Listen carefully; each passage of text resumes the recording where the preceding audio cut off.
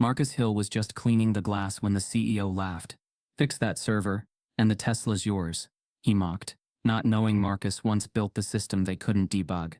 6 minutes later, the robot came alive, and the room fell silent. But the next morning, Marcus wasn't thanked, he was suspended for unauthorized access. Now they're accusing him of theft, but what he's about to reveal will shatter the company forever. Before we deep dive into this interesting story, subscribe to our channel, and tell us where are you watching from. Share in the comments below. The hum of fluorescent lights buzzed low above the sleek conference room on the 38th floor of Caldwell Dynamics, a rising tech firm nestled in the heart of downtown Chicago. Floor-to-ceiling windows bathed the room in morning sunlight, bouncing off polished glass tables and minimalist chrome furniture. It was presentation day, the unveiling of the company's flagship robotic server, Neo V4.2, designed to automate office deliveries from mail to cappuccinos. The room was full. Junior developers, senior engineers, HR managers, and a few interns clutching notebooks, all seated around a massive U-shaped table. In the center stood Nathan Caldwell, 38, the firm's founder and CEO, broad-shouldered, silk-suited, and overconfident. His Rolex shimmered under the lights as he paced. "This," Nathan said, gesturing grandly to the 4-foot-tall white robot beside him, "is our future. Sleek, obedient, efficient, unlike some people I know."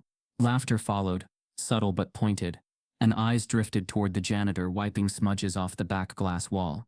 Marcus Hill.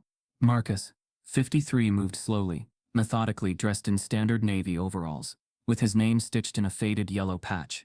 His salt and pepper beard was neatly trimmed, his posture unbent by time. He wore glasses that rested perfectly on his nose, framing eyes that didn't just see, they observed. He didn't react to the jab. He never did. That was Marcus's way. Silent dignity. Never a complaint, no matter how many sideways glances or backhanded remarks were thrown his way. But today would be different. Nathan pressed a button on the robot's tablet. Nothing happened. He frowned, tapped it again. The lights on Neo flickered. The robot spun once in a confused circle, and stopped with a high-pitched beep. "Oh, come on," Nathan muttered. From the back of the room, a young developer offered. "Maybe it's a software freeze, sir. I could check." No, Nathan cut him off, flustered. "I don't need theories. I need solutions. It's a $100,000 prototype and it's not even doing laps." Silence. No one wanted to challenge the boss further.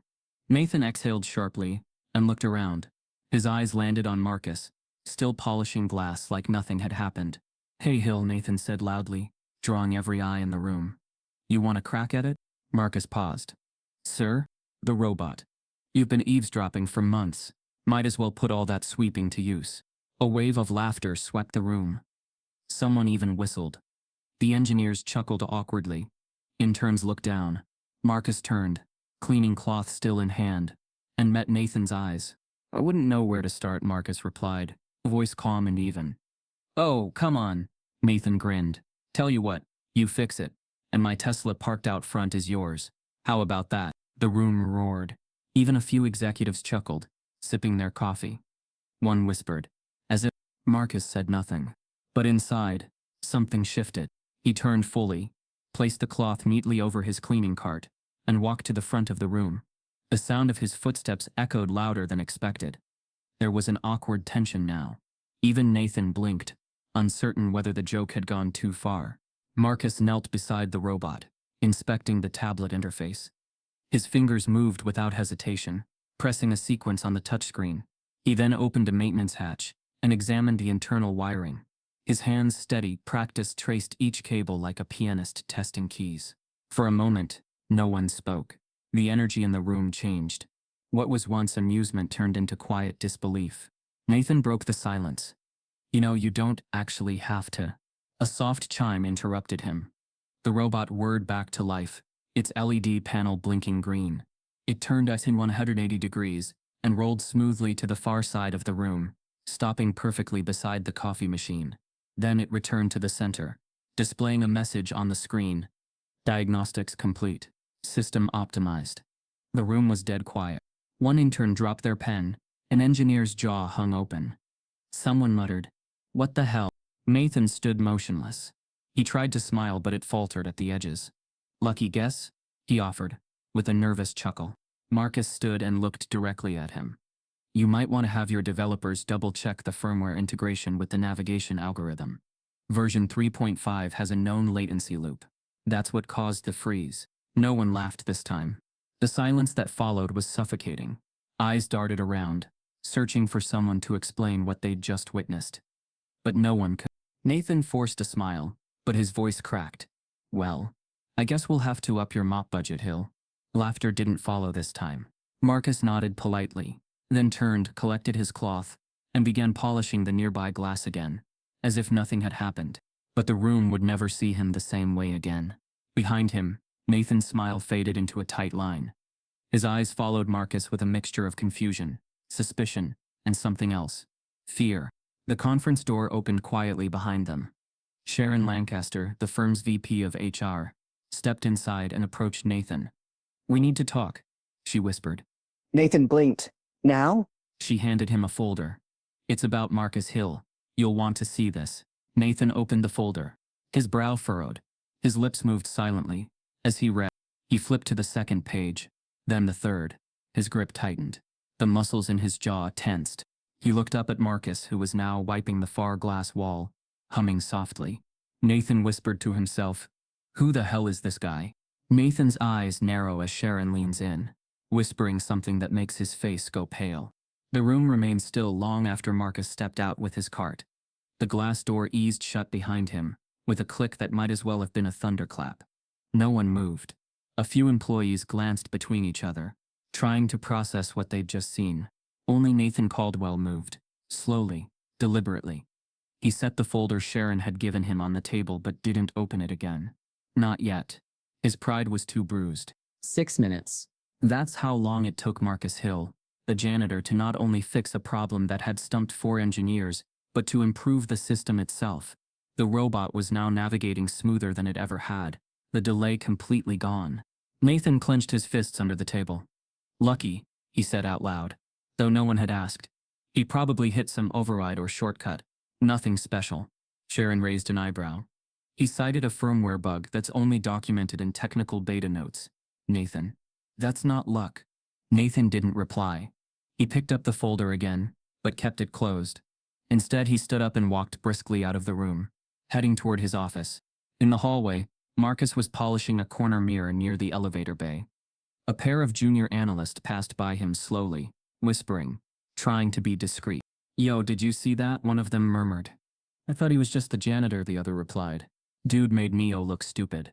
Marcus didn't react. Not with his face, but his hands. They paused for the briefest moment before continuing their steady circular motion on the mirror's surface. In his office, Nathan tossed the folder on his desk and sank into his leather chair, spinning once in frustration. He looked at the security feed on his screen. There was Marcus, humming softly, while organizing the cleaning supply closet. Nathan leaned forward, rubbing his temples. Who the hell are you, Marcus? That night, Marcus sat alone in his one-bedroom apartment, a modest but spotless space on the south side. No framed degrees on the wall, no tech gadgets, no luxury, just silence, a half-finished mug of tea, and a drawer that hadn't been opened in years. He reached for it now.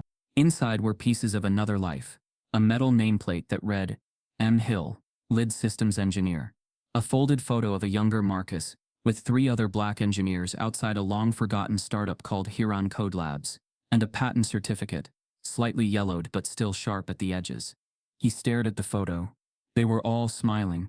Him, Jamal, Robin, and Cass. That day had been their biggest win, an AI learning framework that adapted in real time to logistical input. A revolutionary tool, until it had been stolen. Marcus closed his eyes, and the memory came flooding back. A pitch room in Silicon Valley. Marcus stood at the front, presenting their prototype, PathCNeps. The investors looked impressed, intrigued even, until they started asking who really coded the base. One white executive had leaned in and said, "Did you oversee the architecture, or actually code it?" It wasn't curiosity, it was doubt. They lost that deal. Then the leaks started. Then a fake plagiarism claim. Then an online smear campaign labeling him unstable, angry, difficult to work with. Huron Code Labs was gutted. The others walked away bitter, but intact. Marcus lost everything. The final blow. He was doxxed, harassed, and blackballed, quietly, thoroughly. He never coded again. Until today. Back at Caldwell Dynamics, the office chatter had shifted. I mean, that couldn't have been a fluke. Maybe he used to work in tech? No way. A janitor? The whispers floated between cubicles and lunch tables like smoke, lingering, unaddressed. Some employees now greeted Marcus with cautious curiosity, others with awkward silence. One developer muttered "genius janitor" under his breath as Marcus passed. He heard it all, felt it all. But he kept his eyes forward, and his pace steady. Nathan, meanwhile, had been watching the internal Slack channels. He didn't like the narrative forming. Marcus was becoming a symbol, and symbols were dangerous. At the next leadership meeting, Nathan tried to diffuse it. "Let's not read too much into one incident," he said, smirking. "Guy probably fixed vending machines in a past life." Laughter bubbled up from a few executives. Sharon didn't join in. "He knew a firmware error that's buried in unreleased documentation," she said flatly. "I had engineering confirm it." "So what are you saying? We hire him as CTO?" "I'm saying he's not who we thought he was." Nathan leaned back in his chair. "He's exactly who we thought he was, until 5 minutes of glory gave people amnesia. Subtle, deflective, and deeply dismissive." The next morning, Sharon walked into her office and found a brown envelope on her desk. No note, just the envelope. Inside was a torn printout of an old Tech Insider article from 2011. 4 young innovators who could change the logistics game. A circle had been drawn around one name.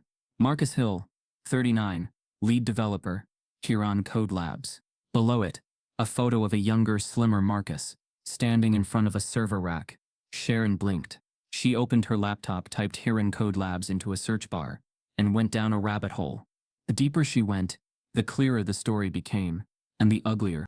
Old tech blogs, detailing the sabotage, anonymous accusations, Reddit threads connecting Marcus to stolen code, claims later debunked, a digital witch hunt, led by competitors, later scrubbed from public memory. Her chest tightened. He didn't just fall. He was pushed. Silently. Thoroughly. She opened the employee registry. Marcus was listed under Facilities Janitorial Support.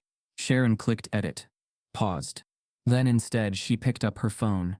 "Hey yet? Can you give me Marcus Hill's hiring file?" Marcus, unaware, was outside wiping down the front glass doors when a silver Tesla pulled up to the curb. He turned just enough to see Nathan step out.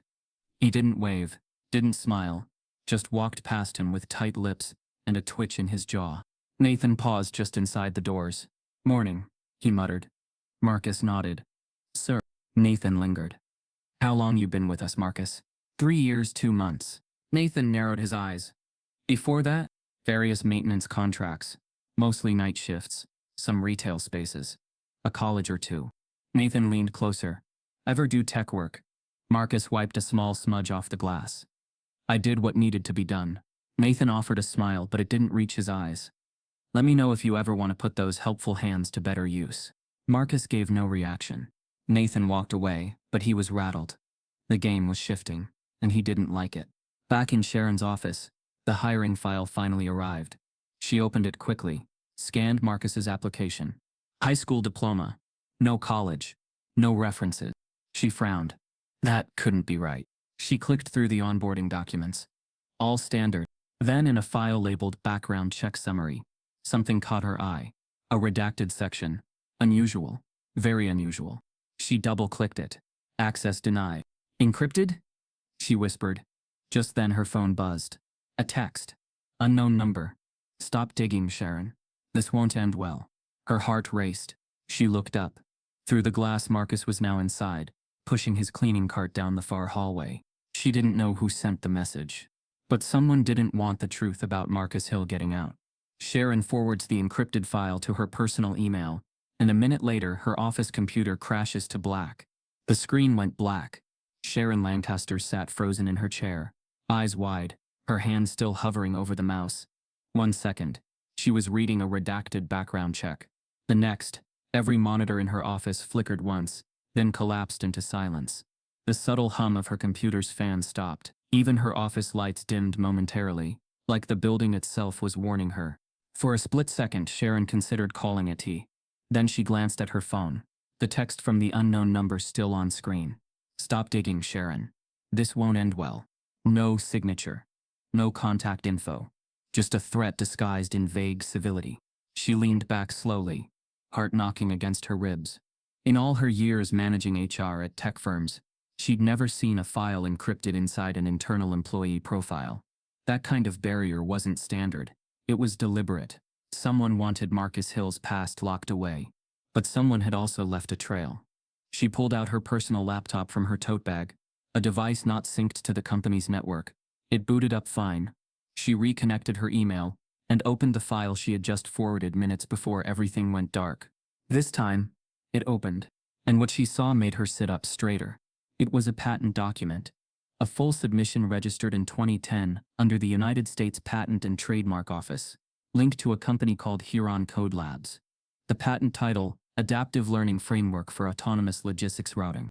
Inventors listed: Marcus Hill lead, Cass Noble, Robin Greer, and Jamal Trent. The framework described in the document bore a disturbing similarity to the current AI system used in Caldwell Dynamics' Neo robots. The architecture, the adaptive memory tree, the dynamic path recalibration, it was all there, just with newer UI layers and a flashier skin. Sharon's stomach dropped. It wasn't just that Marcus had once been a developer. He was the architect of the very systems Caldwell Dynamics was monetizing now. Systems the company had allegedly built from scratch. She dove deeper. An attached case note popped up. Patent abandoned after founding team dissolved due to misconduct allegations. Misconduct? The phrase seemed off. She followed the citation trail. The next link took her to a digital archive of a long-defunct tech blog. A post from 2011. Headline: Ex-engineer accused of plagiarism and threats following startup collapse. Beneath the headline was a photo of Marcus. Younger, clean-shaven, eyes sharp. The article detailed a cascade of accusations: unlicensed code usage, erratic behavior in meetings, and anonymous reports of workplace aggression. No formal charges, no named accusers, just stories. The blog had since been removed from search indexes. It wasn't accessible through Google, but cached copies still floated in digital shadows. Copies few people ever found, unless they were specifically looking. Below the article was a comments section filled with vitriol. This guy looks like trouble. Affirmative action gone wrong. These people think they're owed the tech world. Sharon closed the tab and rubbed her eyes. It was like watching a man get digitally lynched. The deeper she went, the more she saw the pattern. The accusations against Marcus were planted. Social media bots had amplified them. Tech message boards carried threads full of doctored screenshots. Reddit posts accused him of threatening coworkers, all conveniently from new accounts with no history. He hadn't just been accused. He had been erased. And now he was cleaning the floors of a company that profited from his ideas. In the hallway outside the HR suite, Marcus was finishing his shift. His cart clicked along the tiled floor, echoing in the sterile silence. He moved with unbroken rhythm. Mop, bucket, wipe, repeat. But his mind wasn't quiet. Something had changed since the robot incident. Not just the way people looked at him, but the way they didn't speak. The way silence now lingered in their greetings. Like guilt that couldn't find its voice. He passed by two developers at the espresso station. One glanced his way and said, "Morning, Mr. Hill." It startled Marcus. No one ever called him Mr. here. The other man quickly followed with, "That robot's still running smoother than ever. People say you fixed something even R&D missed." Marcus offered a polite nod. "Just did what needed doing." The developers exchanged a look. One muttered, "Maybe we're the ones mopping the wrong floors." Marcus didn't answer, but that comment stuck. It wasn't said with sarcasm. It was said with shame. Across the building, Nathan sat in his corner office, staring at his computer monitor, fingers steepled beneath his chin. The digital silence unnerved him. He had received a copy of the same background summary Sharon had seen, but his version had the redacted parts open. He'd had access to internal audit logs for months, buried under executive privileges. It was there he first saw the name Huron Code Labs. The patent, the accusations, the collapse. But one detail caught his attention above all. Claimant Marcus Hill. Status: suppressed. Suppressed. That wasn't standard HR language. That was a corporate kill switch. Nathan swiveled in his chair, pulled out his phone, and dialed. "Leslie?" "Yeah. Board meeting. Emergency session. 30 minutes. A pause. No, don't tell legal yet. Just tell them we may have a problem. He hung up, then looked out the window. Below, Marcus wheeled his cart across the sidewalk outside, sunlight reflecting off his glasses. Nathan didn't see a janitor anymore. He saw a liability. A live wire. A man with unfinished business. Back at her desk, Sharon printed the patent file, the media smear documentation, and the original hiring paperwork. She placed everything into a manila envelope, wrote confidential "do not file" across the top, and slipped it into her briefcase. She wasn't sure who to trust anymore. The company hadn't just hired Marcus without vetting him. Someone had made sure no one could vet him. His background had been ghosted, paved over with a janitor's profile. But the cracks were showing. Someone wanted him forgotten, and now he was being remembered. She picked up her phone and texted Marcus. Need to speak. Privately. Off campus. She waited. No reply. 10 minutes later, Marcus stood in the underground parking garage, adjusting his jacket before heading home. His phone buzzed. He read Sharon's message and paused. He looked around. The garage was empty. Only echoes remained. Then, behind him, a soft footstep. He turned. Nothing. Just shadows and the hum of a vending machine. He moved toward his car, a battered 206 sedan, when he noticed something wedged under his windshield wiper. A folded piece of paper. He unfolded it slowly. 4 words, typed in bold font. You were warned once. He looked around again. No one. He stood still for a long moment. Then, carefully, he refolded the note and slid it into his pocket. He got in the car, started the engine, but he didn't drive away. Instead, he stared at the steering wheel, heart steady but eyes burning. The past wasn't whispering anymore. It was knocking. In the boardroom above, Nathan projects Marcus's patent on the screen and says coldly, "We may have a situation. A dangerous one." The boardroom was sealed in chilly air conditioning and even colder corporate will.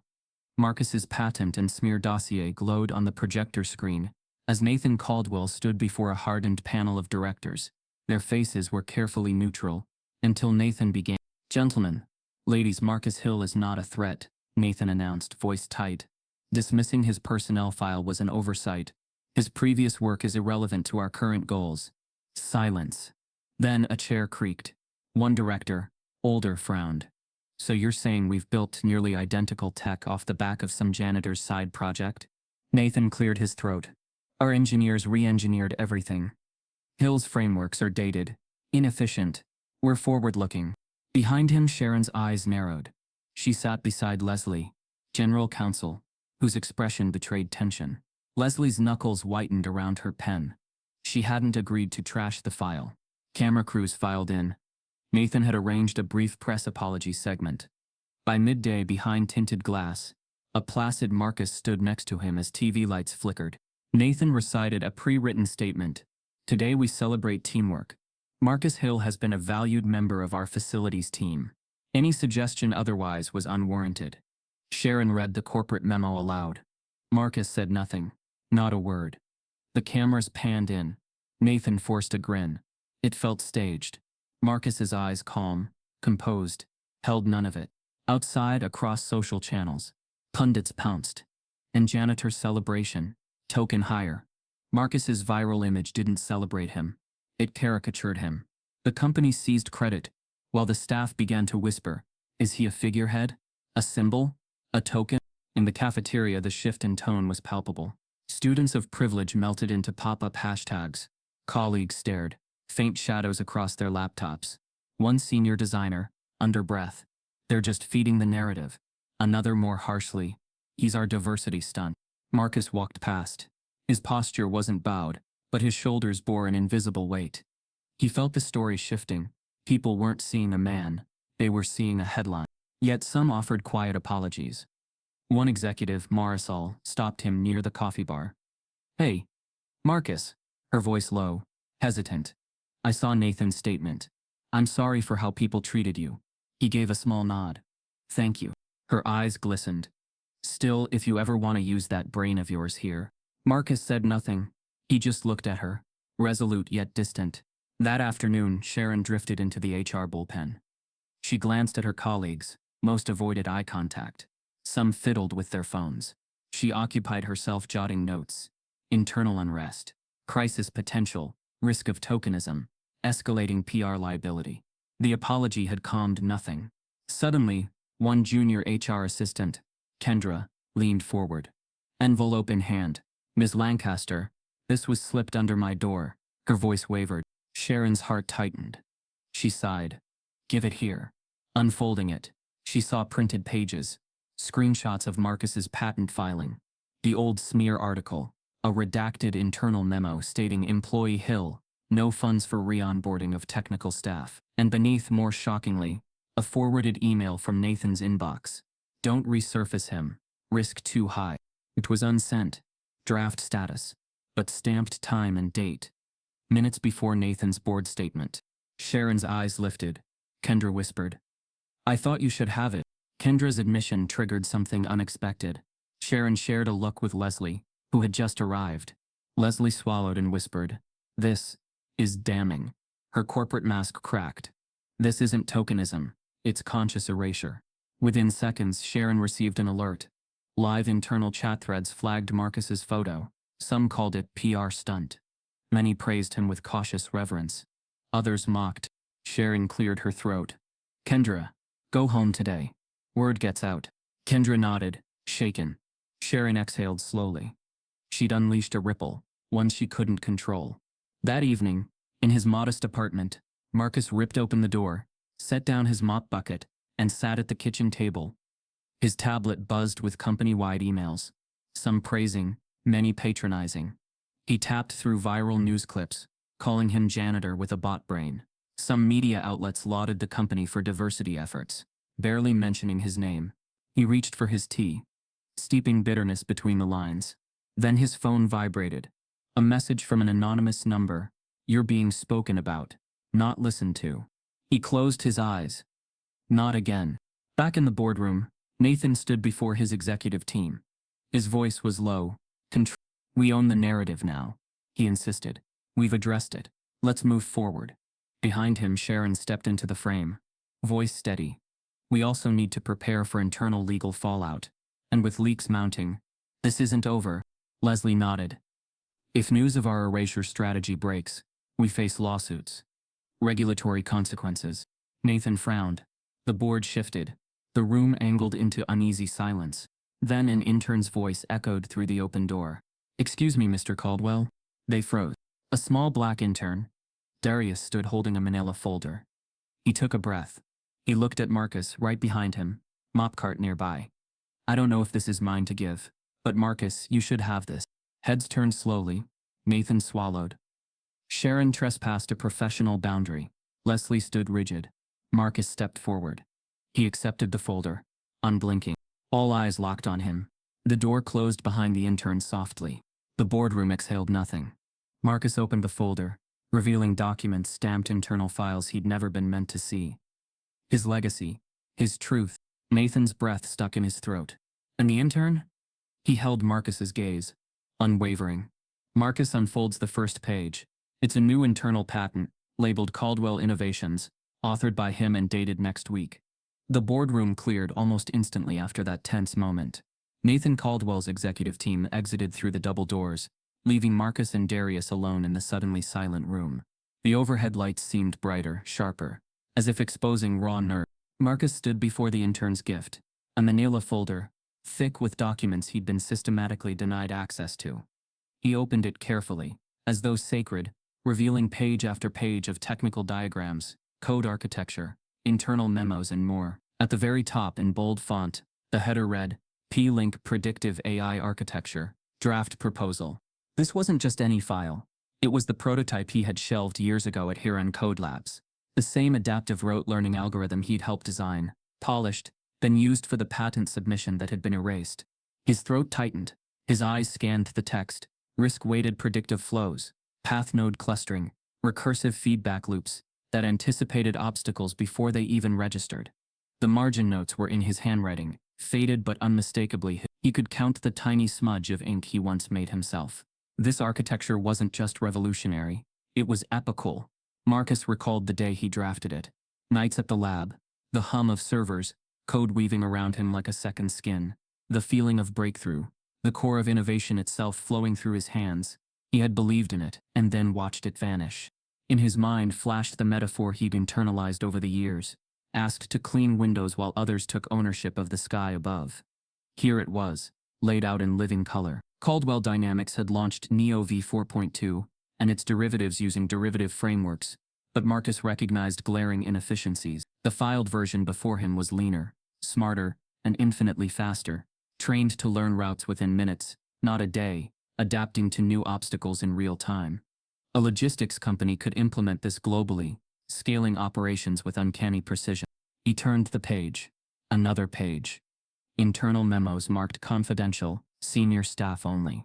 One email read, Candidate ex-engineer M. Hill. Skill set aligns directly with P-Link prototype. Do not onboard. Strategic assessment. Risk too high. That draft memo bore Nathan's signature. Buried. Timestamped months ago. Marcus's jaw clenched. They'd buried him while keeping his code alive. Taken his sky, built their tower atop it. Darius stood quietly beside him, breathing softly. The intern's wide eyes betrayed nerves, but also what felt like righteous conviction. What am I looking at? Darius asked, voice steady. Marcus held his gaze, then looked down. My past, and their future without me in it. Attention crackled between them. Marcus opened to a final section. Deployment timeline and monetization strategy. It mapped out how a startup using this algorithm could disrupt global shipping, reduce fuel costs by 27%, reroute delivery fleets with zero downtime, undercut existing players. He'd modeled it for venture capital pitches. He'd pitched it. He'd believed in it, until it all fell apart. The air felt heavy. Marcus closed the folder slowly. They're already moving in that direction. Darius swallowed, then nodded. Down in the building's atrium, calibrated lighting softened the hard edges of modern architecture. Meanwhile, back in the corridor, Sharon waited by the glass wall outside the boardroom, watching Marcus emerge with the folder. He nodded to her, unspoken thanks or warning. She couldn't tell. She stepped forward. Grace, you did the right thing, she whispered, using a codename they'd later agreed on for confidentiality. That file, it's everything. Marcus regarded her without reaction. His calm felt like iron. Sharon nearly faltered. But disclosure has risks. Legal, regulatory, personal. He turned to Darius. Should have been done years ago. At his apartment that night, Marcus spread the documents across his small dining table. The blue glow of his laptop silhouetted code snippets, flowcharts, revenue projections, all anchored to him. He revisited each margin note. Reduce compute time, add micro-feedback loop, remove redundancy. Tiny edits that made exponential improvement to prediction accuracy. He poured tea, its steam curling like old memories. He'd lost so much. Here on Code Labs. His reputation, months of salary, relationships. He had been smeared online. Some mocked, using his name as shorthand for a failed black man in tech. Others defaced his image, doctored photos, fake quotes, fabricated memes. He had escaped public awareness but not memory. His hometown, his mother, his old friends, had watched him silently disappear. He closed his eyes and remembered the first betrayal. The investors choosing to listen. When one white executive insinuated his code was borrowed. The leak of internal emails. The smear article with lines like Marcus Hill allegedly threatened peer developers. All fabrication AI-generated threats. Bot-amplified messages. The blog was scrubbed, but the damage endured. Another memory. Code sprints when his team called him lead. A lunchtime conversation when he mentioned Huron in casual circles, and saw pity and envy flash across colleagues' faces. A dinner where his dad said, "They'll try to erase you, son, but you have to write your own name on the sky." He forced himself to breathe. The next day began with rumors. Senior developers whispered about Hill's secret file. Executives issued terse memos recalling messages about returning to technical duties. Nathan unleashed a PR push. Social media headlines celebrating Marcus discovering hidden potential. Corporate newsletters calling him a symbol of diversity. A staged leadership lunch followed. Marcus sat at the head of the table, surrounded by smiling white faces and patting hands. Video clips flooded internal feeds. Marcus at the helm. The difference? None of it was earned. In the background, Cassandra Sue, journalist from Tech Brief magazine, tapped into internal channels via anonymous tipsters. She emailed Sharon, "Can you confirm if Marcus Hill was a former lead architect of P-Link algorithm?" Sharon, increasingly uneasy about cover-ups, Forwarded all files with a quick note. Full disclosure. Within an hour, the message bounced back to her as unread, but Cassandra received it through secure channel. So did others. That afternoon, Nathan stormed into Sharon's office. "We need to shut down that leak immediately," he hissed. Sharon leaned back, calm. "It's out there, Nathan. Once sent, ghosted." He glowered. "Control the narrative." She didn't reply. Meanwhile, Marcus got the text he'd been dreading. "I know who you are. I saw your files. But why give them to Cassandra Sue? Are you trying to destroy us? No number. No signature." He stared at the message, then typed back, "Truth didn't need me. It needed wings." At dusk, Nathan assembled a crisis meeting. PR, legal, compliance. Sharon and Leslie were present. The mood was adversarial. Legal counsel warned of impending whistleblower suits, intellectual property claims, regulatory investigation. A new twist emerged. Several unnamed employees came forward under NDA, offering corroborating statements, affirming that the P-Link code really came from Marcus, not Caldwell's lead developers. Marcus didn't ask them to come forward. They came on their own. Nathan's face drained. That evening, Marcus packed his worn duffel bag. He planned to attend a private investor dinner, not Caldwell's but Sofia Delgado's, the rising Latina CEO of rival startup Logi Synth. She'd reached out after the initial robot incident, offering partnership. Now she offered resources. He looked at the calendar file from boardroom earlier. It was a draft proposal prepared by internal counsel for a new Caldwell AI rollout, using his shelved P-Link code, but backdated to next week, implying they planned to launch without acknowledging him, or were patented anew under Caldwell Innovation. He had to be there, not just for validation, but to reclaim the sky they'd tried to steal. He closed the folder, powered off the lights, and stepped out into the night. On a Hinsdale Street corner, a message pinged on his phone. "Mercury Logistics, meet me at Union Park at 8. No signature again, no context. Marcus paused, eyes scanning the empty street. Phone in hand, he took a breath. Something told him the night wasn't over yet. Something else told him the message wasn't from a rival startup. It was from someone inside Caldwell Dynamics. As he looked up at the dark sky, another text flicked in. "You weren't invited to the meeting, but we left a space for you." Marcus sat at a discreet corner table in an upscale downtown cafe, late afternoon sunlight filtering through tall glass panels. The aroma of roasted coffee beans mingled with gentle chatter and clinking cutlery. A reserved hush marked the space, a sanctuary from the corporate chaos he'd just walked through.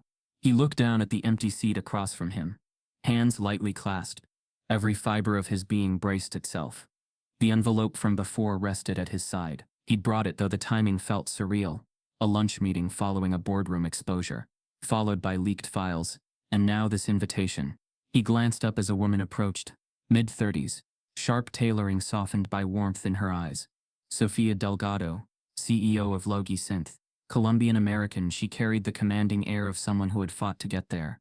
She offered a short, confident nod. "Marcus," she said, voice smooth. "Thank you for coming." He stood briefly, then sat again, waiting. "I've been following everything," she began, folding hands over the table. "Your janitor moment went viral. Then I saw the leaks. The P-Link file. You..." Marcus said nothing. No response needed. Sophia leaned forward. "Listen, I know what it feels like to be erased. I co-founded Logisynth in 2015. Men told me I was too small, too slow, too Latina. They said we couldn't compete in AI logistics. I built it anyway." Marcus watched her. Her admission cut sharp. He felt a reflection of his own story. Another outsider, watching as gatekeepers stole narratives around them. She continued. "We've built a platform that uses predictive algorithms, less sophisticated than yours, but agile. And we want to partner. We can take your architecture to market in months. Together." He considered that, reviving his code, his platform, but not with Caldwell, on his terms. No tokenism, no erasure, real recognition. Sophia pushed a tablet across the table. The screen displayed data points, potential partners, venture capital interest, projected adoption curves. It was raw strategy, but underneath, he saw margins cut. His intellect, his innovation, monetized. "What guarantees do I have?" Marcus asked softly. "That I won't just be another face in PR." She locked eyes with him. "Your name on everything. Co-founder. Equity. Control. He paused. The weight of choice pressed. Exploit the file. Take revenge. Clean victory. Or reject, hold principle high, but watch others extract reward. He had spent years in silence. Now the call was clear. Unexpectedly, a server interrupted with Sophia's latte and his tea. Marcus wrapped his hands around the cup, warmth seeping in. He glanced at the envelope under his elbow and resisted the urge to open it. Not yet. Sophia smiled. I've spoken with a few angel investors. One is particularly interested in your work, especially when I mentioned the origin story. He frowned. My origin? That can't be understated. She nodded. Authenticity sells now. The tech world is thirsty for it. People want truth behind the code. A sudden buzz. His phone. Unknown number. Text message. Partnership offer accepted? We can't let them get away with your code. No sender. Sophia noticed his expression. That doesn't sound peaceful. Marcus tapped the screen. I don't know who that is. She laid a hand on his wrist, lightly. You're not alone. He nodded. Internal storm rising. He dared hope. They spoke through lunch. Her Silicon Valley battles. His South Side rebuilding. She shared her family's sacrifices. He shared only partially his betrayal. Smear campaign. Collapse. Words weren't simple. Layers of pain and strength surfaced between sentences. She persisted gently. You have the code. You have the patent. But we need capital, connections, infrastructure, and I have it. We can do it together, but do it right. He looked out the window, seeing the city's shimmer beyond. He had cleaned windows while others built towers from his vision. Not anymore. Before he responded, a sudden pang of unease. The envelope shifted. He pulled it closer. On the outside was a sticky note. Don't trust her fully. His breath caught. Who had placed that there? The restaurant had only 2 waitstaff. Sophia had no reason. Someone was playing game. Marcus's heart pounded. The line of trust wavered. Sophia watched him, concern flickering. Is everything okay? He studied the sticky note, slipped into his palm. Someone slipped this under the envelope. He opened it, a printed internal memo. Caldwell branding, claiming espionage investigation under NDA. He handed it to her. She scanned it. This came from inside Caldwell. That means, he finished. They're planning to accuse me of corporate espionage. Her calm shattered. Coffee cup hit the table suddenly, sliding across. Sophia stood. This is war, not just innovation. They'll try to bury you again, or brand you a thief. Marcus's throat tightened. Truth and vengeance, honor and practicality, all collided in his chest. He closed the envelope. I didn't ask for this. I didn't ask for revenge. Sophia leaned forward again. I know, but they're coming. You need infrastructure before they do. Distribution, legal coverage, official documentation. I can help. He folded his hands. Silence. Tension thickened. Then an unexpected twist. A silent ringtone. His phone buzzed again, this time a voice message. He played it. Headphones. A distorted male voice. Businesslike. Mr. Hill, this is internal audit at Caldwell Dynamics. We have footage of you accessing restricted files. You've breached policy. Corporate espionage is being filed. Report tomorrow morning. He froze. The trap was snapping shut. Sophia stood, eyes sharp. We need to move faster. They left the cafe, walking side by side as dusk painted the city orange and violet. The hum of downtown life resumed around them. Sophia spoke again. I've arranged an off-record dinner tomorrow with investors who know the truth. We can build a case, fund this honestly, expose Caldwell when we launch, reveal their theft publicly. Marcus inhaled.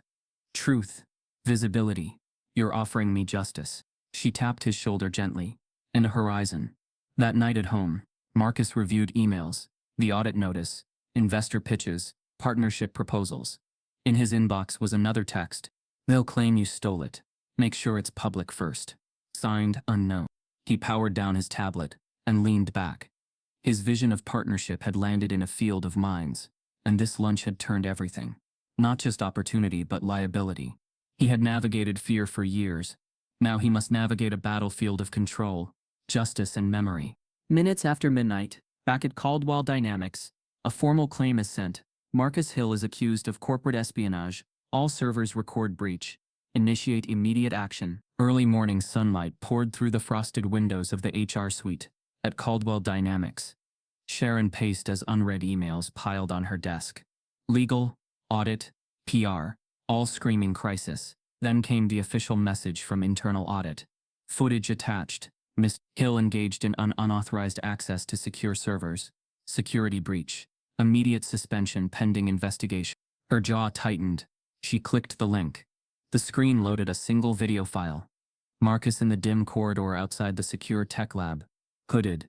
Moving quickly, carrying what looked like data hardware in his hands. He slipped into a side doorway marked secure storage, then emerged several minutes later, without the hardware. The timestamp matched his shift hours. She rewound. There it was, unmistakable, the janitor entering a restricted area. It didn't matter that Marcus's badge had been flagged earlier that week. The optics were perfect. Sharon closed her laptop slowly. A moral pit twisted in her gut. Less than an hour later, Marcus received the email. Directly. Effective immediately. Suspension without pay. You are barred from company premises until further notice. A full investigation will follow. Respond only through counsel. He read it in his modest apartment kitchen, tea growing cold beside him. His hands shook slightly.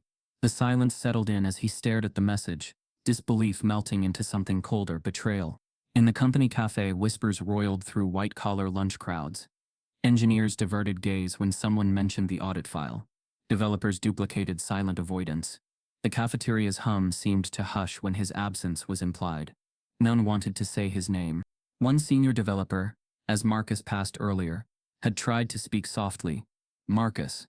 But when there was no answer, only cold absence, he walked away, eyes down. No one defended him. The divide was obvious. Subtext soaked the place. They saw a narrative that morning. Janitor stole tech. That was enough. At age 12, Marcus had stood in a similar hallway, middle school corridor, staring at a teacher's face inches from his own as she demanded he empty his pockets because she thought he had something. He felt trapped under fluorescent lights then too. Under suspicion because he was black, because he looked different. The memory surged now. Same fluorescent hum. Same humiliation. The tech lab footage was the corporate version of that teacher's suspicion. He remembered his wrists raised, notebook tossed on desk, classmates whispering, "He's trouble." That day he'd learned silence was safer than voice. He stared at his phone. No calls, no messages except the suspension. At the bottom of the email, data company claim, $2 million in projected losses. You have 3 business days to respond. Legal counsel assigned pending further action. He read again. $2 million. For code they'd taken, erased and then packaged as their own. Now he was criminal by their framing. He looked at the folder with blueprints from earlier. His code, his work, everything he'd hidden was now out, but now weaponized against him. Sharon entered her office as Darius appeared in the hallway, face pale. "Sharon," he whispered. They closed the door. "What's happening?" she asked. He handed over 2 printed screenshots. One from company Slack, thread about Hill's breach, another from external chat group among executives, referencing planting evidence to silence leaks. The wording was cautious but chilling. Sharon's lips parted. "You're saying they manipulated footage?" Darius nodded. "The audit guy was someone I saw in the IT logs, just before the file leak. His badge was scanned near the corridor, just before the footage begins. Then he disappears off camera." Sharon's face drained. They framed him. In the murky fluorescent-lit legal suite, Marcus sat before a corporate attorney, sterile, impersonal, but this one had eyes heavy with doubt. She asked for his immediate recollection. He closed his eyes. "I was cleaning corridors. I never entered the lab. I never touched hardware. I moved my cart. My badge never had access." He knew he was swallowed by systems bigger than him. In the camera angle, his coat's knob looked like a drive. The blur looked like a device. The attorney scribbled notes. "Will advise formal response. However, internal politics are heated. It won't be easy." Outside, developer chatter bubbled. Gossip anchored in the visuals. Hill took what wasn't his. Investigation will be swift. But Sharon watched colleagues avert glances. A white engineer approached her, pausing. "I believe you." He lingered a moment, then slipped away. Sharon exhaled quietly. Back at home, Marcus stared at the blueprints again. The folder felt heavier now. That code, the same foundation of frame, was proof of both who he was and what they'd stolen. but proving authenticity would mean drawing attention to the theft. Still, he saw no choice. That night, his phone buzzed. "Check your mailbox." An unmarked envelope lay at his door. Inside, printed video stills, images manipulated, but timestamp data doctored. Someone had obtained the raw footage from security storage and sent it to him. Attached, a message: "We're on your side. Use this." So someone inside had risked exposure to help him. He looked at the screen, timestamps mismatched by seconds. Door opening earlier than badge scan. Shadows inconsistent. The evidence was real. He pressed his lips together. Fear jittered, but also resolve. At Caldwell HR, Sharon pinned the screenshots to a notice board, only visible to the team she trusted.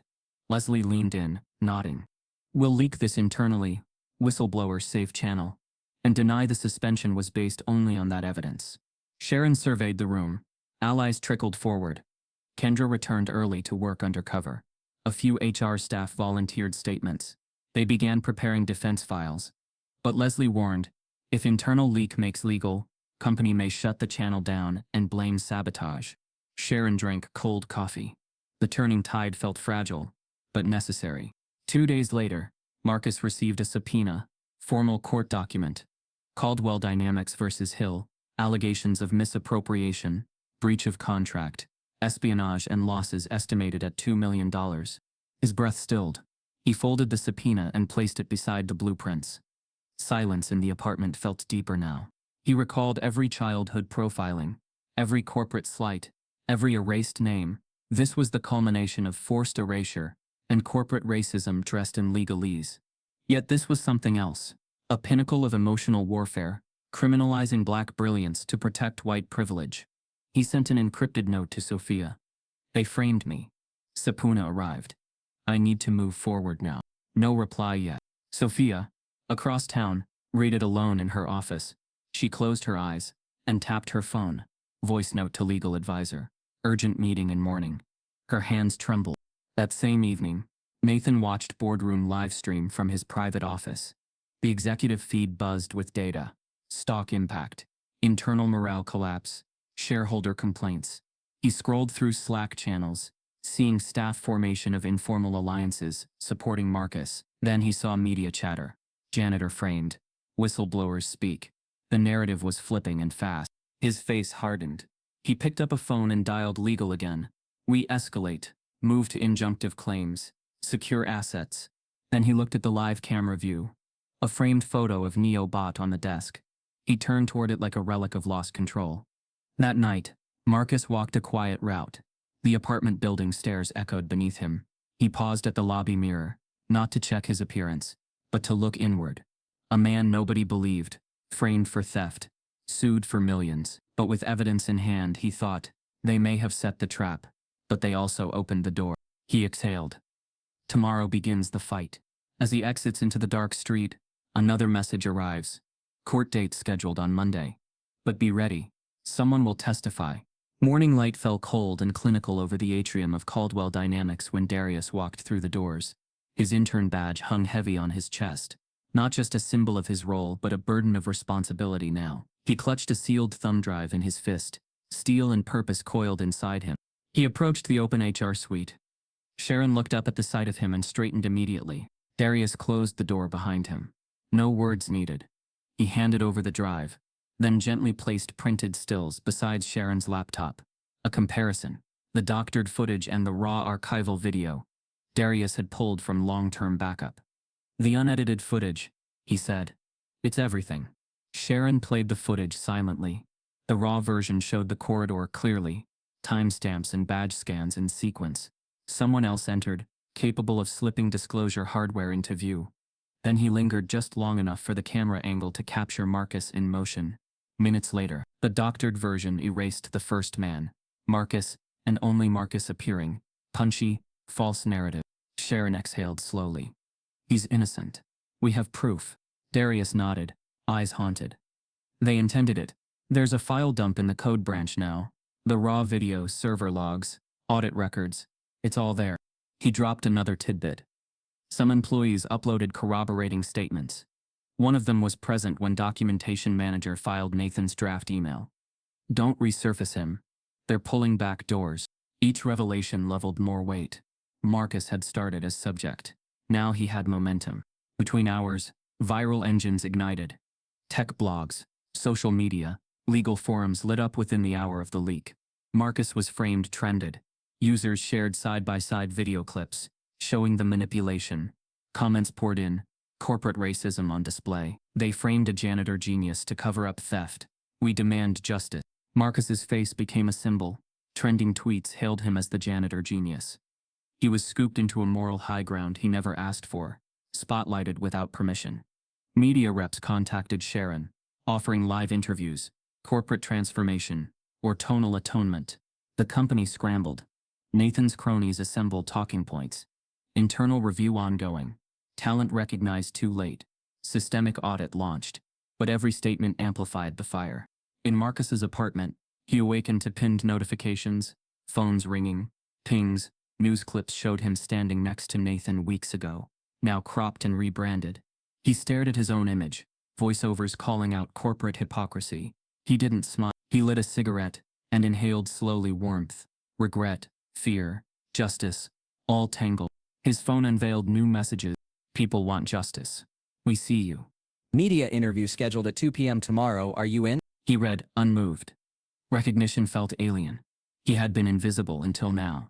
Meanwhile, at company HQ, team leaders were summoned back to emergency meeting. On video, the CEO sat stiffly before a camera. He began, "We recognize the gravity of the situation. Missteps were made. We will cooperate in all investigations." Lips curled in cliché. Sharon's eyes narrowed as she watched this polished personification of corporate defense. She intercepted a message from Darius. "We're losing control. Nathan may attempt to anchor the narrative again." At 2 p.m. the next day, in a sterile news studio, Marcus sat behind a desk surrounded by lights. Across the camera stand was an on-air microphone. He was offered water. He drank. The anchor's tone was surprising, soft, empathetic. "I'd like to talk about Marcus Hill, janitor, engineer, now viral symbol. Tell me about your side." Marcus exhaled. No fight. Just calm, measured voice. Unwavering. He spoke. "My work belonged to me, before they displayed it. My name, erased. My integrity, attacked.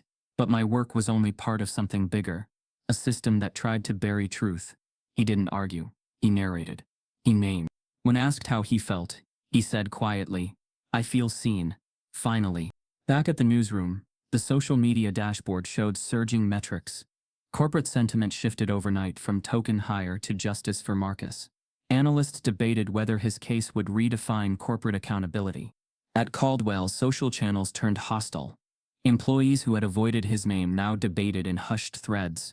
"We need to support him. We should have listened." Senior staff circulated plans to revise governance. Some internal allies forwarded contact info to external lawyers for whistleblower representation. Nathan's office remained dark behind tinted glass. His reflection stared back at him. He tapped at keyboards faster, searching internal threads. No buffer room remained. Meanwhile, Sophia called. Her voice was urgent on the line. "Marcus," she said, "they're accelerating their claim. We have investors ready. You need to move forward fast. Capital is on the table. The longer you wait, the more they will frame you as a liability." She paused. "We need to move fast." His eyes drifted to blurred city lights. He didn't yet respond. The world had changed around Marcus. Media, law, public opinion. He had become figurehead of something bigger. But that success was sliced through with stress. He stared at the blueprints again. Unrealized code, guilt that others may face consequences. The path forward demanded proof, territory, justice, but it demanded speed, legal strategy, trust. He closed his eyes, feeling pressure coil like a spring. That night, he opened the door to his building lobby and found taped to the glass wall a printed poster. "We stand with Marcus Hill," accompanied by QR codes linking to petitions, legal forms, leaked documents, anonymous contributors, anonymous hope. He placed his hand on the glass. His name printed there. A symbol may be unintended, but this time offered, not stolen. Late in his apartment, his phone buzzed again. "Sophia, meeting confirmed at 10 a.m. Investor group ready. Prepare your pitch." Finally he replied, "Understood." He stared at the screen in shaded silence. Fury, fear, potential, redemption. He had been thrust into a race he never asked to run. But maybe this was how justice began. As midnight struck, another message arrived. Legal subpoenas from multiple jurisdictions just dropped. They're coming after the investors too. Marcus awoke with dawn's pale light, slicing through his blinds. Overnight, social fervor had intensified. New petitions, legal calls, trending hashtags. He didn't reach for his phone immediately. Instead, he sat quietly, drawing breath. Today, he would begin again. The message from Sophia had arrived hours earlier. Investor meeting tomorrow morning. Prepare for flight. It pulsed through the night like a promise. He folded the blueprint folder neatly and placed it inside a weathered messenger bag. He had accepted, not just a partnership, but reclamation. At 9 a.m., he stepped out of his apartment building and into a sleek black SUV with tinted windows waiting below. Inside, Sophia greeted him with a warm, determined smile. They drove through morning Milwaukee traffic to Logisynth's warehouse, a modern red brick building reimagined into a covert innovation lab. Inside, the aroma of solder, server racks, code boards, and ambition overwhelmed him. He recognized old tools, a modular bench, label-tagged bin drawers, old code printouts pinned to boards, something he had embroidered into memory years ago. This was his terrain again. Sophia introduced him to the lean team, ex-engineers, data scientists, media strategists, young, diverse, Black, Latinx, Indigenous, women in tech. Each greeted him with quiet reverence, as one who'd been erased but was now seen. They gave him a workspace to call his own, dual monitors, server access, lab bench, whiteboard wall. On one monitor was a brand new startup pitch. PHLZ, X Technologies, the name symbolic, rising, reborn, fiery. Over the next 72 hours, the team worked with Marcus to rebuild his predictive AI from the ground up, streamlining and updating, path node clustering, adaptive loops, real-time rerouting, fuel optimization. They wrote code fluently, some rediscovered from his margin notes, others refactored using modern frameworks. Each line felt like reclamation, each commit a vow. The brand launch mapped to a lean V1 minimal branding. Full attribution to Marcus. Intentional empathy messaging. They called it ThoughtProvoking, resurgent AI routing in his own vision. Investor decks looked polished, yet authentic. Origin story centered a Black engineer erased, now resurrected to lead. It wasn't just business, it was moral spectacle.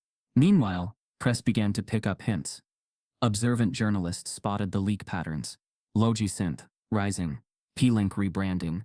Sophia interviews. Justice for Marcus. Conversations leaked to podcasts. Ghost engineer returns to code. Within a day, tech media published retrospective exposés about Huron Code Labs, the Thier campaign, Marcus's disappearance. Public sentiment shifted. Admiration for the brilliance. Fury at the erasure. Back at Caldwell headquarters, tensions fractured outward. Stock tickers on Bloomberg showed drops as social media sentiment crumbled, and legal exposures mounted. Nathan's office monitors blinked crimson red, 13%, 17%. Their crisis PR strategy faltered in public view. Investors demanded transparency. Board members whispered about shareholder lawsuits.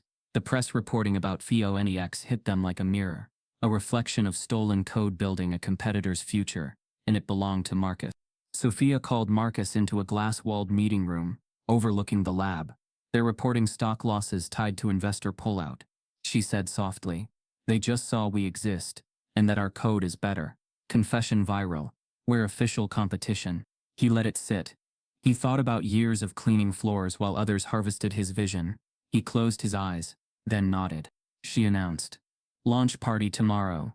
Press embargo breakfast. Investors present. Media live streamed. You will speak. Marcus exhaled. Reclaiming his sky meant stepping into public space. His voice was calm. I'm ready. Unexpected twist. Hours later, Sophia's phone buzzed with urgency. A message from a whistleblower in Caldwell's legal. They've filed a patent challenge on PHENX, claiming ownership via work-made-for-hire clauses, terminating Marcus's claim. They published documents signed under PHENX, derivative naming insiders from Caldwell as the authors. She looked at him. They're trying to steal it again before we launch. Marcus stared at his hands on the table. Grief, and rage tangled. So we play by corporate rules and fight. She placed a hand on his shoulder. We built this to expose them. Now we use it. That night, the Photonex team mapped legal and media strategy. Lawyers drafted filing for provisional patent, counterclaims, cease and desist. Public relations drafted transparent revelation story. Ghost engineer returns. Caldwell accused of erasure and IP theft. They synced with external journalists, certified secure servers to hold original code documentation. The launch plan now included simultaneous legal filing and press release. On day 2 at the lab, Marcus walked through aisles of servers, humming under blue LED light. The silent power felt regal. He tapped a line of code, emulation P-Link core module. It ran flawlessly. The live demo rerouted an incoming drone delivery pattern across obstacles, a variable algorithm, responding real-time. Tiny sparks of triumph kindled in him. His reflection glowed on the control panel screen. He whispered, "They erased me. I erased their advantage." Morning arrived. Investors streamed in, half from Silicon Valley funds, half local impact capitalists. Cameras, reporters, tech influencers. The room pulsed with anticipation. Sophia opened the event. "Today we introduce Phonex. Not just AI routing, but narrative justice. Leading this innovation is Marcus Hill, whose frameworks you'll see today, built years ago, buried by bias." Marcus stepped forward. He cleared his throat before dashboards and demo stations flashed behind him. He spoke. "I am the engineer who built the P-Link algorithm nearly a decade ago. It was stolen, erased, and repackaged. Phonex is the rebirth of that work, and my name stands on every line of code." He navigated the live demo, mapping camera input, rerouting delivery paths, handling interruptions, optimizing fuel use. Each node adaptation occurred under less than 0.2-second delay. Investors leaned forward, journalists angled cameras, the hush deepened, then rose to applause. News outlets published same-day articles, headlined "Janitor becomes CEO, Ghost engineer behind Caldwell's collapse, Phonex Avenger, Ghost reborn in code." The live-streamed feed looped across LinkedIn and Twitter. Media influencers teased wider implications: ethics, reparative justice, decentered innovation. Marcus's face was serious, steady, dignified. He was not a token. He was the creator. Back at Caldwell, stock fell further, graphs redlined downward. Internal Slack channels lit up. Need crisis pivot. Shareholder revolt. Cease and desist received. Legal drafted corporate press release attempting to co-author Phonex. They threatened injunctions. But public coverage overshadowed. Caldwell's domain lost control of narrative. Late evening in the lab, Marcus sat alone with Sophia next to him. They replayed articles on her laptop. He sighed in tired triumph. Sophia offered tea. "Tomorrow interviews. We rise further legal motion. Public filing. Potential class action support." He looked at her. "It's bigger than me now." She nodded, eyes bright with empathy and strategy. "It always was bigger." That night, Marcus received a discreet message. "A group from your old Huron team wants to reconnect off record. They say they can corroborate your authorship publicly." It was unsigned, but he recognized the pattern. Allies still in hiding. He stared at the message long minutes. The past still whispered. That night, as Caldwell's stock alarms flash behind him on news ticker, Marcus opens an email titled, "Confession from the person who engineered the erasure." Marcus stepped onto the stage of the live-streamed press event, wearing an unassuming dark blazer, no tie, and nothing in his pocket. Not even a prepared speech. The studio lights tracked his presence as he stood beside the live demo station. He nodded once to Sophia, then faced the audience without speaking a word. The silence filled the room, then stretched. Cameras zoomed in. Microphones ticked. His stillness became intentional. Minutes passed. No words. No forced statements. Investors exchanged uneasy glances. Somewhere in the quiet uncertainty pulsed. Dignity, after years of erasure, demanded silence. Finally, he flipped a switch on the demo. The screens behind him whirred to life. Visualizations of delivery routes, adjusted in real time. Drones rerouted mid-flight. Automated warehouse bots, recalibrated to avoid obstacles. Paths ahead were mapped instantly. He let the product speak. Reporters leaned in. The promptness, accuracy, adaptability, no company had anything like it. Public comments soared. Silence to speak volumes. His code is the message. No narrative needed. Meanwhile, outside investor meetings at Caldwell were falling apart. Fund managers pulled capital. Shareholder memos leaked. Too much risk. Reynolds' fund regrets the association. Caldwell's stock plunged further. The hush of hesitation replaced earlier bravado. Inside Caldwell Dynamics, tension crackled like faulty wiring. An employee-led internal chat went viral. Where's our apology? Where's the truth? Engineers drafted open letters demanding transparency. HR pipelines buckled with requests for whistleblower forums. Senior staff sympathetic to Marcus quietly circulated evidence from Darius and Sharon throughout internal channels. The company's leadership refused comment. Their silence only amplified suspicion. Back at Marcus's apartment that night, he turned off his phone. Waves of notifications stopped mid-screen. The silence rested heavy in the room, but bore the weight of strategy. He had chosen to let the code speak, not his words. He skimmed news headlines. Photonex demo speaks volumes. Stock collapse at Caldwell. Public outrage mounts. Black engineer champions. Justice through code. He exhaled and closed his eyes. He had spoken without speaking. Recognition had come, not from rhetoric, but from tangible innovation. 2 days later, Sophia message.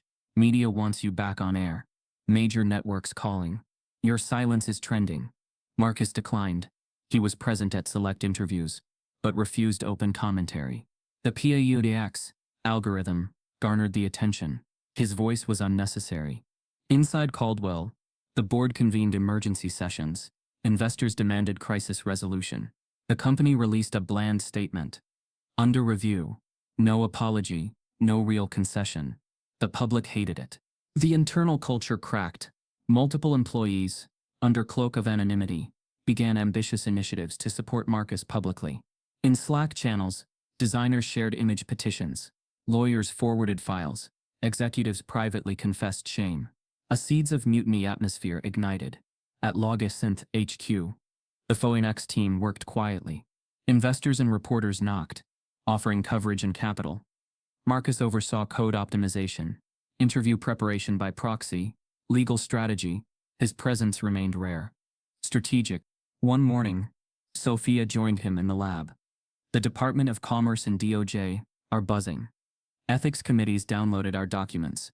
They may launch investigation into Caldwell's corporate practices. Marcus looked up, his voice quiet but unflinching. Then they'll see our records. Full traceability. Original timestamps. Margin notes in my handwriting. He believed that the truth lay in the code, in immutable lines tied to him, not in fragile testimony.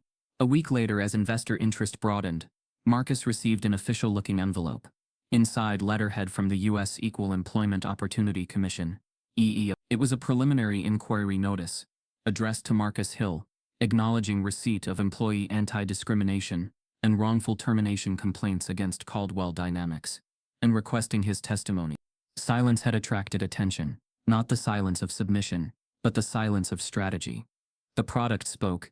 Now officials wanted to listen. Sharon and Leslie forwarded a copy to Sophia. The EEOC had reportedly also reached out to other employees. Internal complaints were being collected confidentially. Regulators were activating. Within Logisynth, team members celebrated quietly. Retributive vindication was blooming. But Marcus held back celebration. His expression remained calm, thoughtful. Each silent moment had pushed momentum. Now his name was a national case. Not just a viral image or a startup face. It was a standing truth under legal scrutiny. The next morning, across news cycles, headlines read, Silence swift. Strategy sharper. Marcus's product speaks. Federal agency opens inquiry into Caldwell's racism claims. Black engineer's code is legal document. Justice unfolds. His silence now meant something beyond quiet dignity. It meant systemic scrutiny. Inside Caldwell, alarms sounded. Crisis teams warned of regulatory exposure. Legal counsel braced for formal deposition requests. Stock analysts forecast class action suits. Wall Street anticipation shifted. Nathan Caldwell watched the ticker feed in horror. Silence had become strategy. Product had become weapon. Now the silence summoned institutional authority. That evening in his apartment, Marcus closed his laptop after reviewing internal documents. EEOC letter, witness statements, raw code logs. He looked toward the window at city lights. The hum outside mirrored the hum of servers and strategy inside. The echoes of childhood profiling, digital erasure, corporate theft, all converged in this moment. He tapped Sophia a message. They're listening now. Let's prepare. As he prepares for the EEOC deposition, his phone rings. A blocked number. The voice on the other end says quietly, "We have information that changes everything. Can I send it?" Lights flashed in front of the courthouse as Marcus stepped onto the polished steps, crisp morning air swirling around him. Photographers snapped in bursts, capturing the man once silent beside code. A man now propelled into national attention. He paused mid-step, balancing the gravity of what he'd become. Inside, he carried only a slim briefcase. His Foidanx files, his margin notes, logs, everything that tied him unmistakably to the code he authored. His silence had brought scrutiny. His action now would bring truth. Earlier that morning, he arrived at a secure government office, a converted federal building near the courthouse. White columns loomed, glass reflecting somber skies. Sophia sat with him across a granite table, their lawyer quietly present. A representative from the Department of Justice and another from the Securities and Exchange Commission greeted them. Marcus watched their faces, polite, measured, curious. The DOJ agent opened with controlled words. "Mr. Hill, thank you.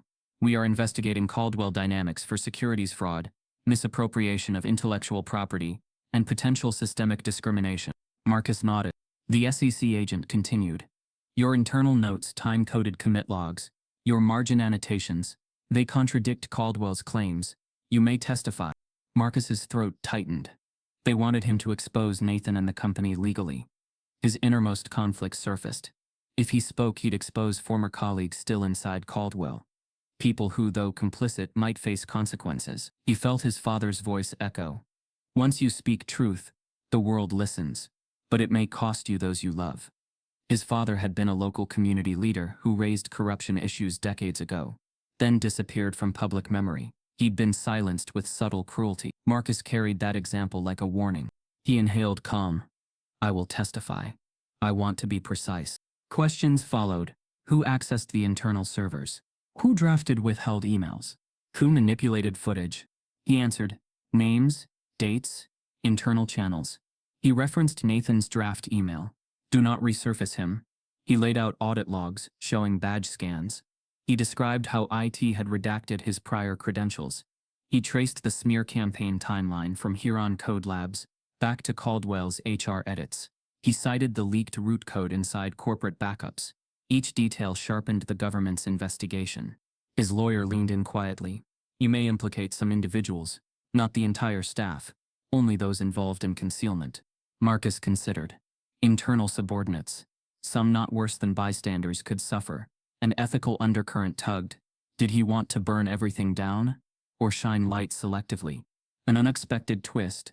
The DOJ rep slid forward a folder and quietly said, "These are internal whistleblower statements from Caldwell employees. They offer testimony confirming your authorship and expose pattern of suppression. They request anonymity, but are available if you're called." Marcus exhaled. People had risked themselves. His case was no longer just his own. It had become collective truth. After the meeting, he exited to the courthouse steps, Sophia by his side. The public press block tensed. Flashbulbs popped. He looked up at them, refusing to shield his face. He'd entered the room not just as evidence, but as testimony of integrity. Back in Caldwell's headquarters, executives watched live feeds of news reporters forming lines at the courthouse steps. Investors called legal counsel, demands for statement or restructuring. Shareholder letters circulated, cutting both public and private. A leadership failure, unmatched. Internal Slack channels reeled. Program managers whispered, "We supported the wrong person." Morale fractured. Inside Logan Synth, celebration was cautious. Investors watched for DOJ confirmation. Journalists drafted stories with quotes from his earlier interview. "Truth didn't need me, it needed wings." Pioniacs became shorthand for disruptive justice. Sophia hugged him gently. "We did right." He exhaled, expression tempered. "This might cost me people." She nodded. "I know." Meanwhile, in constricted corridors of corporate Caldwell, an anonymous memo circulated. "Pressure Nathan to resign. Prepare legal shield. Mitigate losses." The board wavered. Legal advisors cautioned PR steps, admit partial wrongdoing, distance from executives. Nathan barricaded himself in hearings, denying everything. Overhead monitors registered growing negative sentiment. That afternoon, subpoena responses closed in. Marcus reviewed government-provided files, witness scheduling, deposition notes, remarks redacted. Each file colored Caldwell's fate. Internally, Sharon pulled under-the-radar staff to witness statements. Leslie prepared email lists and transcripts. They scanned employee PDFs, verifying Marcus's early design drafts. People privately declared allegiance to truth. The company's internal alliances were shifting tectonics. A memory surfaced for Marcus, the day he turned in his resignation at Huron Code Labs. After the smear campaign started, it had been his last day coding professionally. Now he was back, under oath, re-entering corridors of justice with authority. The echo of his father's warning felt distant yet vital. At dusk, Marcus sat outside on courthouse steps again, lit only by TV monitors echoing coverage. Sophia joined him with coffees. They watched as reporters speculated. Could this be first major AI ethics case? Is the DOJ investigating corporate racism? He murmured. This is beyond code. She nodded. We reclaimed Sky. He stood, squared shoulders, and walked toward the cameras. Each step was deliberate. Flashlight popping, microphones raised. Before they could approach, his phone buzzed. A blocked number. He answered. A distorted voice whispered, "We have evidence that could blow the case wide open." From inside the whistleblower pool, confirmed safe contact. Silence. Stretched. He responded, "I'll wait." Marcus enters the courthouse as cameras flash again, this time into the grand atrium. Doors close behind him, and a voice from off-camera says, "All rise. Court is now in session." The courtroom was packed. Reporters, cameras, activists, and corporate attorneys filled every seat. As Marcus rose to testify, his presence shifted the air. A hush fell across the gallery. Flashbulbs snapped, but he did not flinch. When asked to describe his involvement with P-Link and Phoenix, he paused, inhaled slowly, then spoke clearly. This isn't about vengeance. It's not about punishing a company. It's about restoring what was erased. His words echoed in the high-ceilinged room. No anger, no bitterness, just truth. A quiet moral fire that resonated more deeply than any raised voice. Marcus recounted step by step how he designed the AI architecture, coded it, patented it, then disappeared from the public eye as smear campaigns and anonymous accusations crushed his reputation. He described how HR deliberately suppressed his credentials. Camera footage had been doctored, and executives schemed to bury his authorship while profiting from his ideas. Each point was backed by time-stamped commit logs, margin notes, internal emails, and whistleblower testimony. Every slide on the screen carried the weight of authentic time and of his name. At key moments, the video playback showed side-by-side comparisons. The doctored CCTV, where only he appeared, raw footage showing another individual entering beforehand, email trails of the "Do Not Resurface Him" draft memo, bearing Nathan's signature. The prosecution presented these as evidence of willful concealment and systemic discrimination. A collective murmur rippled through the courtroom. Marcus's dignity made the spotlight on corruption feel necessary, not exploitative. During cross-examination, a Caldwell attorney challenged, "Why did you wait until now? Why partner with Logi Synth?" Marcus met the lawyer's eyes. I didn't wait. I was erased. When I realized the only way to reclaim my work wasn't by fighting a corrupted narrative, but by building a new, that's when truth could no longer be silent. The defense faltered. His words flowed with integrity, not question or entrapment. The courtroom leaned in. The unexpected twist came mid-testimony. Video footage from Caldwell's internal surveillance, unexpectedly cut to an email sent by a junior board-level executive, expressing remorse, acknowledging they had gone along with erasure out of fear, and pleading for review. That executive later made a sealed statement, confirming manipulation of evidence at Caldwell's top level to protect Nathan. Silence followed. The court panel leaned forward. Nathan's face tightened. His counsel shifted uncomfortably. Marcus continued, speaking of his father who was silenced in the past, a community leader who vanished from local memory once he exposed corruption. He taught me this. Truth spoken calmly can echo longer than anger shouted today. The judge nodded subtly. Marcus's tone hadn't wavered the entire testimony. Live-streamed commentary across social channels leapt into a different frame. Viewers shared quotes like, "This isn't revenge. It's repair." The phrase became a mantra. Across news feeds, narratives shifted. Justice could be dignified, not vengeful. Corporate culture had cracked. Now a moral piece of jurisprudence was being made in court. As the hearing concluded, the judge thanked Marcus and ended the public portion of testimony. Cameras retreated, but spillover coverage exploded. Within hours, independent class action filings surfaced. Caldwell Dynamics was hit with employee lawsuits citing hostile workplace, fraud, and intentional discrimination. Shareholder suits followed. Investors claimed they'd been misled. Nathan was removed as CEO pending further action. A temporary executive committee installed oversight. Caldwell's board reeled under regulatory scrutiny. Outside the courthouse, Marcus stepped into the press line. He fielded questions with the same calm for now. A firm statement.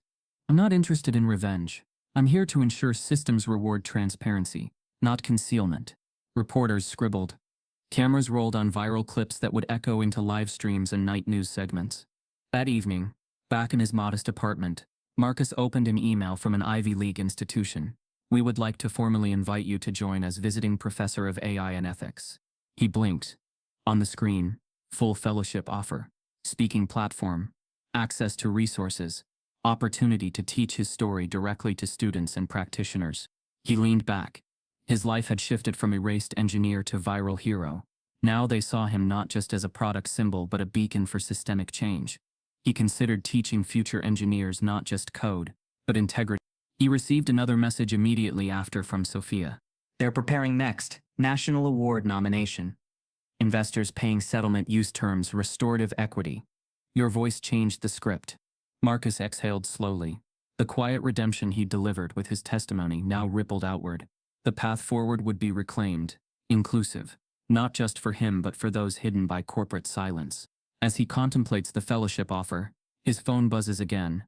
A blocked number. The voice says, "One last leak. Internal audit logs show Nathan personally ordered deletion of your HR file. Shall I?" Autumn sunlight filtered through tall oak trees as Marcus walked across the ivy-framed campus of Maple Ridge University. No security detail flanked him. Instead, he wore a simple suit and carried only a notebook and pen. Students waved, some hesitated. Before recognizing him, the murmur of his name rippled through the quad like a promise kept. He was here not for headlines or lawsuits, but to teach. Inside a modern lecture hall, Marcus stood before a blackboard instead of a boardroom. Rows of eager faces filled the room. Students of color, first-generation scholars, hesitant yet hopeful. They fanned out across seats. The light dimmed. Slides flickered on the screen. Titles read, "Adaptive AI Architectures, Ethical Encoding, Invisible Contributors of Innovation." Marcus didn't speak initially. He wrote his name in chalk, strong and bold. Marcus Hill. Below it, a timeline, 2010-2025. From erased engineer to Phoenix founder to educator. A library of erased credits recovered in code. The hush that followed felt sacred.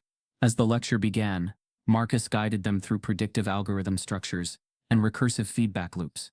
He shared insights from his code, the micro-optimizations, the node clustering, the real-time path predictions. Each technical point carried a lesson in dignity and inclusion, why transparency matters in code commits, why documentation must credit every contributor.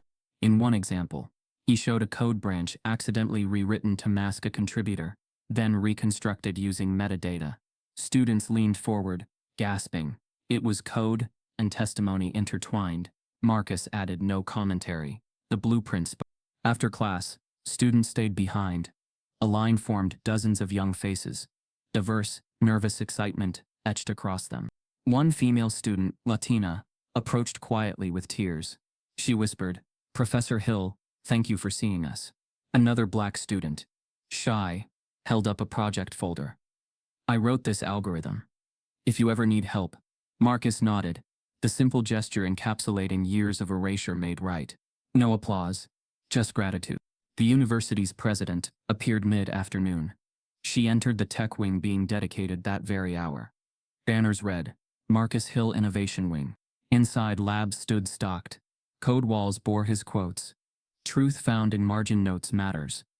He toured quietly, pausing at stations where students worked on robotics, logistics prototypes, and ethics in AI. He looked into a lab window and saw a student debug a smart delivery bot, her eyes bright.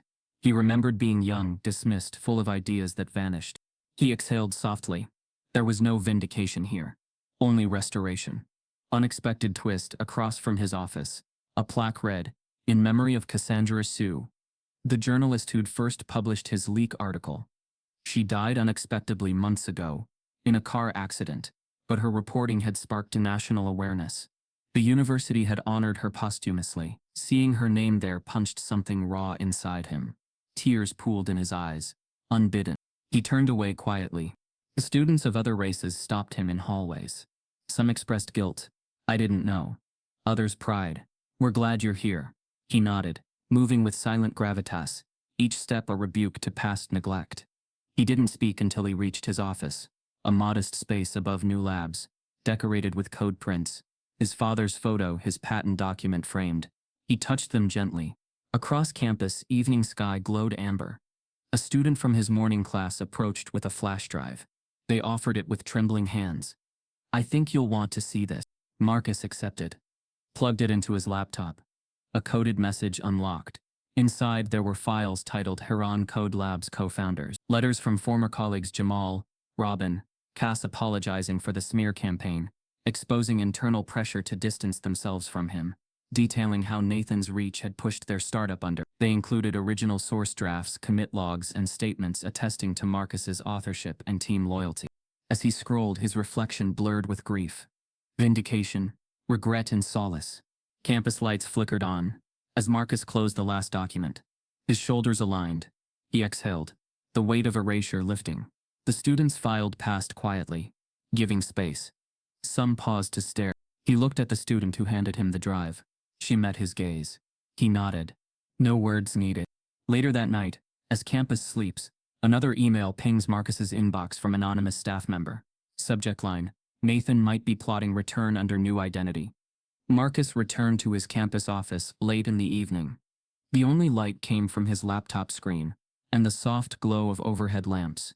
Across his desk lay the flash drive given by the student, the one containing the full dossier from his former Huron Code Labs teammates. He had reopened the files earlier, absorbing the excerpts from old commit logs and apology emails. Now he clicked on a directory labeled Global Deployments. Inside lay a document with a red watermark, authorized for confidential government use. The top line made his breath hitch: Surveillance AI v2.4, International Deployment. As he scrolled, the text revealed the architecture matched his original predictive routing code, with modifications: voice profiling, urban mapping, predictive movement systems linked to global surveillance networks. It was unmistakably his logic extended into invasive tracking systems across multiple countries. This wasn't just theft. It had evolved into a tool used for mass monitoring. The erasure he endured had allowed his code to become a mechanism of global control. Sophia's text buzzed next to him. "We need to talk immediately." He called her, voice steady but tight. She picked up quickly. "It's confirmed. Government contracts. 3 nations using prototype, all traceable back to old Caldwell repositories, synced to surveillance AI. We have proof." His heart clenched at the implication. The code they believed Caldwell would only use for logistics had morphed into instruments of oppression, and he'd slept through the transformation. Sophia continued, "We can't just let them launch their own spyware. We're preparing legal claims under international IP and human rights law. We'll reclaim this or sabotage their moral license to use it." He swallowed, summoning resolve. "We assemble the coalition. Whistleblowers, journalists, tech ethics bodies. We take them down on the world stage." Over the next 24 hours, he and Sophia worked tirelessly. They compiled the documentation from Huron colleagues, the surveillance firm dossiers, internal leak emails, and press confirmation of government contracts. They reached out to whistleblowers from Caldwell's IT division, some still willing to speak offshore. Sophia arranged encrypted channels with tech ethicists, digital rights NGOs, and international law mediators. Quietly, a coalition formed, voices ready to speak truth. Every contact was discreet, messages timed and encrypted. Every conversation carried risk, but they resolved this would be their last mission. Not only to reclaim code, but to reclaim moral integrity in tech. Meanwhile, Caldwell Dynamics moved desperately in damage control. The board circulated new internal memos, renaming corporate assets, reassigning Nathan under Project Phoenix internally, blacklisting his name in official documents. He was quietly shifted into an advisory role behind the scenes, his identity hidden under a shell company. Stock quietly rebounded once it appeared he'd stepped back. An unexpected twist, a leaked internal memo cited by one coalition member, read, Nathan Caldwell seeking new alias for upcoming AI venture. Call sign Dr. Kane. Ensure no past flags. It implied he planned to relaunch under another name, perhaps resurrect surveillance AI, in another form. Marcus's chest tightened. The man who erased him was not finished. Despite the pressure, the coalition announced a staged press statement in select international ethics outlets.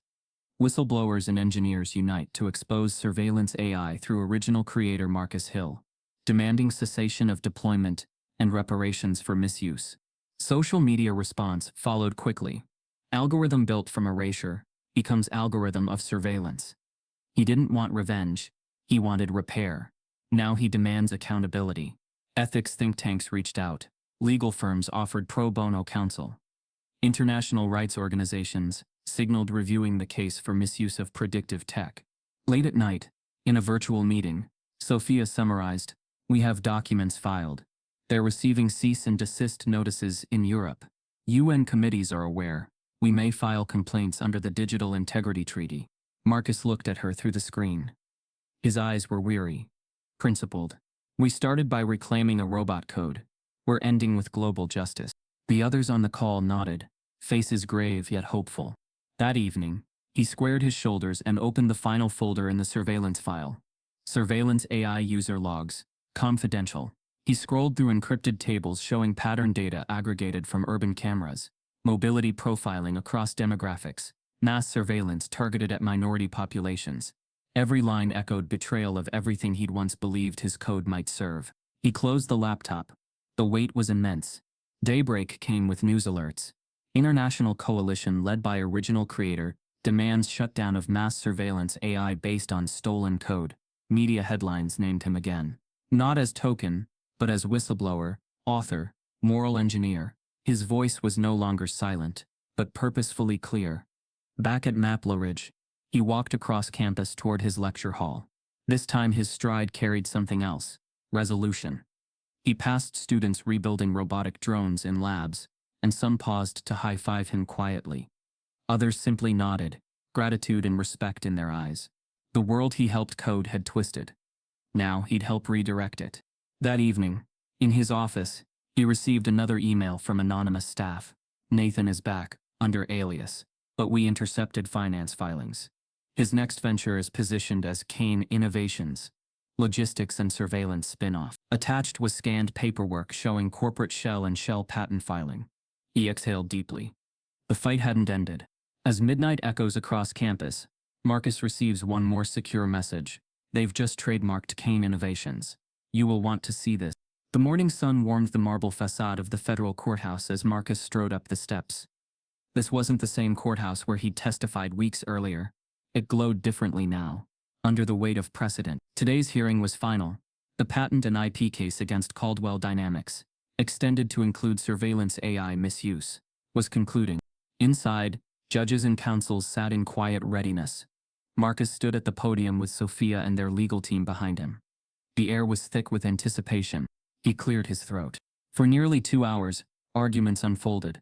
Caldwell's legal representatives pleaded precedent, claimed the code was derivative, and attempted narrow legal loopholes. But Marcus's counsel presented a mountain: patent filings bearing his name, internal draft memos with margin notes, whistleblower testimonies, surveillance use files tied directly to his logic, international misuse agreements. The government solicitors pressed on the misuse of his original algorithm in global surveillance networks.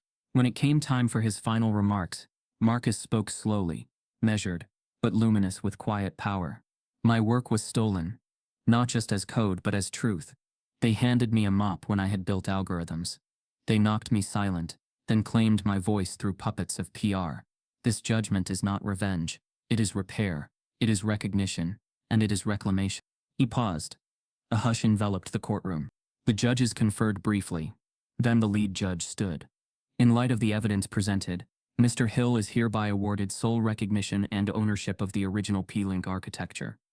Caldwell Dynamics is ordered to cease all claims to derivative technologies including surveillance AI, and must pay reparations. Nathan Caldwell is permanently barred from operating in any technology firm or holding executive authority in similar industries. Silence. Then, paper rustled. Phones scanned the verdict. Tears shimmered at corners of Marcus's eyes. Sophia squeezed his hand, quietly proud. Less than an hour later, outside the entrance, media swarmed. Newslines rolled. Janitor turned engineer wins IP victory. Ghost engineer reclaims code and dismantles surveillance AI. Nathan banned from tech industry for life. Across social media, users echoed. He built the system. They handed him a mop. He built a ladder. Within days, Caldwell Dynamics was served with multiple class action suits, from investors, employees, and international bodies. Nathan Caldwell's presence evaporated. Board statements announced compliance and restructuring. Channels apologized. Fresh faces led investigation committees. Transparency guidelines were drafted. Meanwhile, Marcus announced the Marcus Hill Foundation for Equity in STEM in a modest auditorium on Mapleridge campus. Students, activists, educators, and journalists gathered. He spoke. Too often, young black minds are cleaning floors while their ideas are cleaned out. My code was stolen, but ideas can't be erased from reality. We will fund scholarships, labs, coding boot camps, and incubators for black youth. We will rebuild the ladder we were denied. Applause washed across the room. Tears, too. In the campus innovation wing named for him, lab walls now displayed not only his code blueprints, but student achievements, robotic uses, AI for social good, accessible design. The corridor leading to his office had been renamed Hill Hall.